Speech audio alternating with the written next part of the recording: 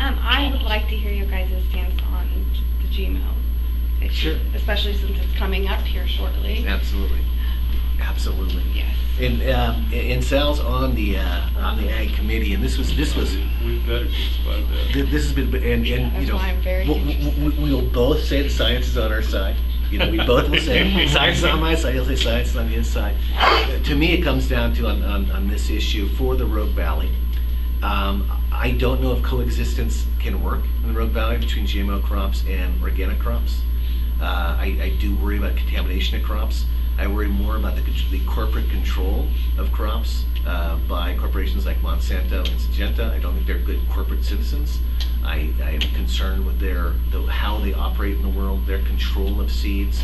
A farmer must buy the seeds every year from Monsanto and Syngenta. They don't get to plant their seeds, grow their crop, replant, etc. I have concerns about that becoming part of our agricultural practice. I think the Rogue Valley would be better served being known for organic farming. I look what happened in Mendocino County and Marin County in California when they passed a ban on GMO crops. Their agricultural business, GMO-free Mendocino County, is their brand name for their ag products.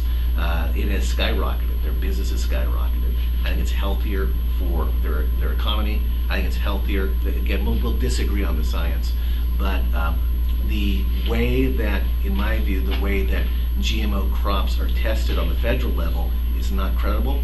The studies are done, funded for the most part, by the companies that produce the GMO products, and the standards held by the Food and Drug Administration are not whether they are actually safe in the long run. They don't make that determination because we haven't done studies on the long run.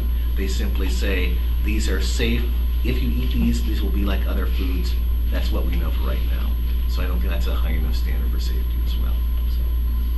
I don't think that anyone can say one way or the other, this is the way it is.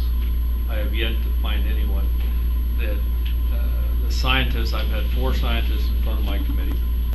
One was genetically altered fish, the other 3 were genetically altered crops. Not one of those scientists, and 3 were from Oregon State, and 1's from the University of California, Davis, did they ever say that they were bad for people. Not one of them said that. In fact, asked, they said, well, there's no proof of that.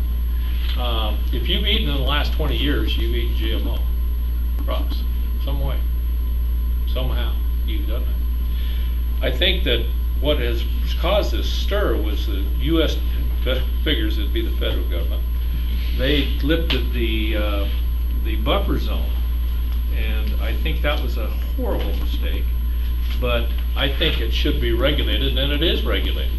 But I think it should be regulated on a statewide basis, because if you look up the definition for local government, you could conceivably have 314 different entities making rules on GMO. That's not going to work. We even had an individual come into our committee and stated that they had a farm that went into, I think it was Lane and Lynn County. And he also stated that he grew GMO crops on one part of it and organic on the other part.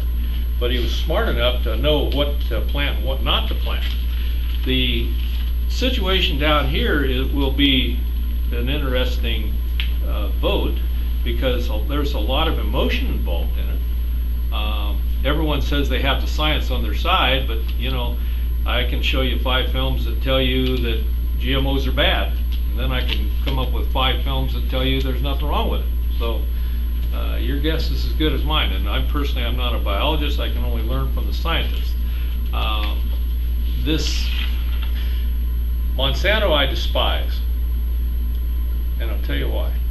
They made Agent Orange, and I'm a product of Agent Orange. I have diabetes, and I've just had some stents put in from effects of diabetes. And so I have no love for them. But on the other hand, until the law changes, I have to go along with the law. And the law is that they have that right, just like any other organic farmer. You can't pick winners and losers in this situation. And what it amounts to is we have our farming community at war with one another. and we're kind of stuck in the middle. So we'll see what happens with the vote, and we'll go from there. But I still think it needs to be regulated on a statewide basis, and that's why we hire the Department of Ag, and that's why we have a person that we pay $100 and some thousand a year to head up that department. So Now, is there, do I understand that there is currently a state law saying that localities cannot limit GMOs within their jurisdiction? Correct, with the exception of Jackson with the exception County. of Jackson County. Okay. Because Jackson County had qualified. That was for- another compromise, Yeah. by the way. Yeah, Jackson County qualified for the ballot. Yeah. And we were able to hold on. It's not to- fair to pull the rug out from underneath them. So let Jackson County proceed, and then the rest of the state, we'll see how they go. But right now, we do canola in the Willamette Valley. Yeah, Canola and grass. that was hard. That was tough. I'll tell you what, we got through it and we passed some bills to regulate.